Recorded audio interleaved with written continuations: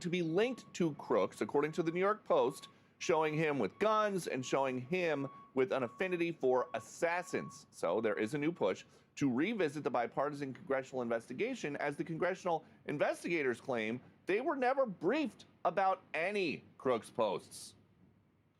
I want to know everything there is to know about this country. I think our country deserves it. I think our family deserves it. I think the world deserves it. And by the way, I think for the credibility of all these agencies involved, including the Secret Service, who I love, and I love the men and women of the Secret Service, dear friends, you better get the real story out. Dating all the way back to January, we've asked President Trump about this several times, and he has never indicated that he is upset with the lack of information, at least the lack of information that can be made public so far. Back to you. Yeah, thanks, Peter. Appreciate it. So the thing is, too, is that Miranda says she told him, the president told him, yeah, I'm not satisfied. But the people of the FBI that I've interacted with said that the president has assured them that they're satisfied, that he's satisfied with the investigation of what they know and what he's been told.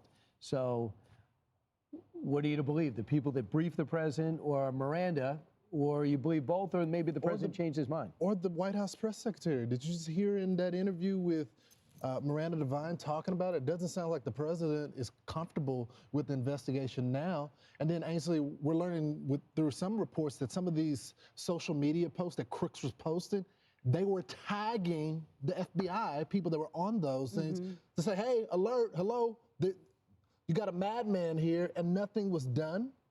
The FBI was not investigating during the Biden years. I think whether or not the president was satisfied or not, that's, I think what bothers a lot of Americans is that you only heard half the story. That's right. From the Biden FBI. They made him look like he was anti-Semitic, that he loved President Trump.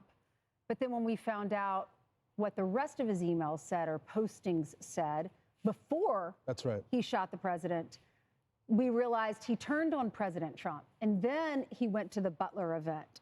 So that's what I had a problem with, and a lot of Americans had a problem with. Don't just tell me half the story. Don't paint it out, because that's what causes this violent rhetoric. That's what causes, just tell us the whole story. Tell us the facts. Let Americans decide for themselves. Well, it never made sense. They came to Capitol Hill and they testified. This guy just tried to assassinate the president of the United States. And you wanted all of us to believe that he was just a Trump lover? Right. The timeline just never made sense to any of us. Well, and we were gaslit and told, oh, no, this is the truth here. When we ask questions, now the revelations come out. Yeah, some of the things that he has posted in the past, you're about to see him. Take a full screen of it. Trump is the literal definition of patriotism. That's in the. Please subscribe to our official channel, USA News.